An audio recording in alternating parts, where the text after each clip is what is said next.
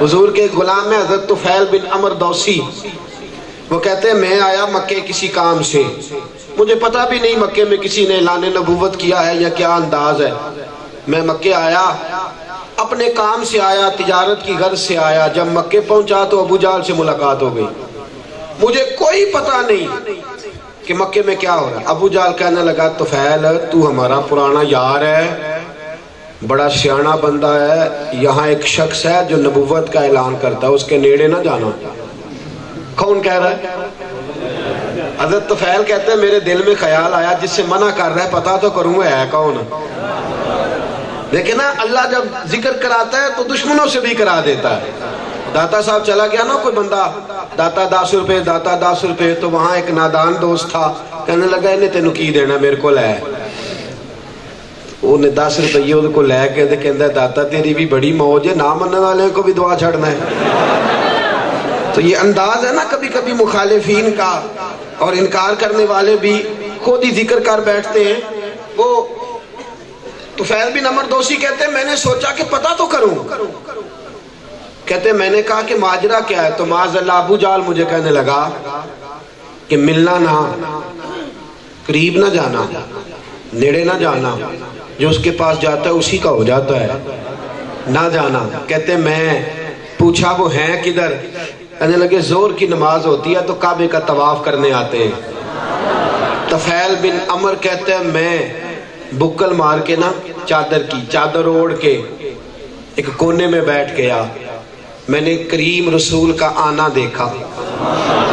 یہ کیسا باوقار رسول ہے کہ چلتا ہے تو نظریں زمین پہ جھکی ہوئی ہیں۔ یہ کیسا شخص ہے اور یہ کیسی دھلی ہوئی شخصیت ہے کہ کپڑوں پہ 17 پہ بند ہے، لیکن قریب سے گزرا ہے تو خوشبوؤں کے ہولے آ رہے ہیں۔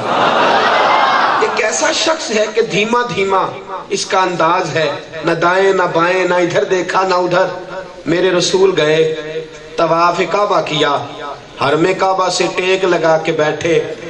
طفیل کہتا ہے جب سیاہ رنگ کی چادر میں والضحیٰ کا میں نے مکھڑا دیکھا، سیاہ چادر حضور کی اور سیاہ زلف کانوں کے گرد، والضحیٰ واللیل اذا سجا، سر سے لے کر پاؤں تک تنویر ہی تنویر ہے، جیسے منہ سے بولتی قرآن کی تفسیر ہے۔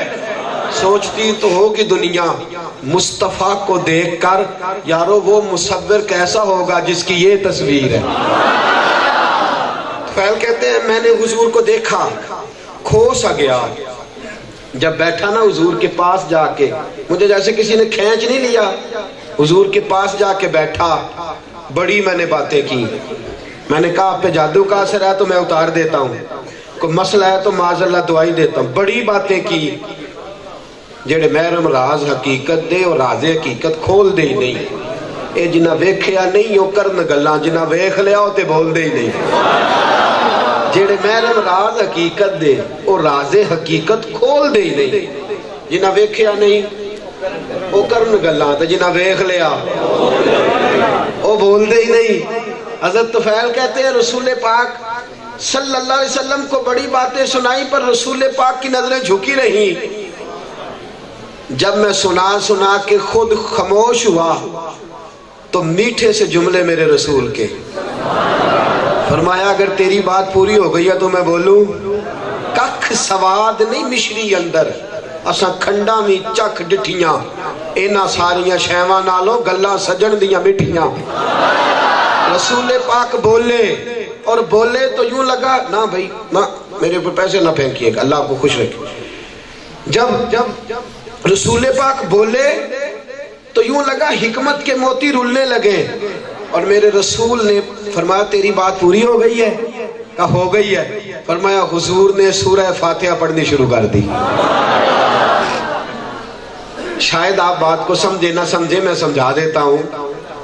انہوں نے حضور کو دیکھا نا تو جلووں میں کھو گئے، تو حضور نے فرمایا میری تعریف نہ کر، الحمدللہ رب اس کی تعریف کر جس نے مجھے بنا کے بھیجا ہے۔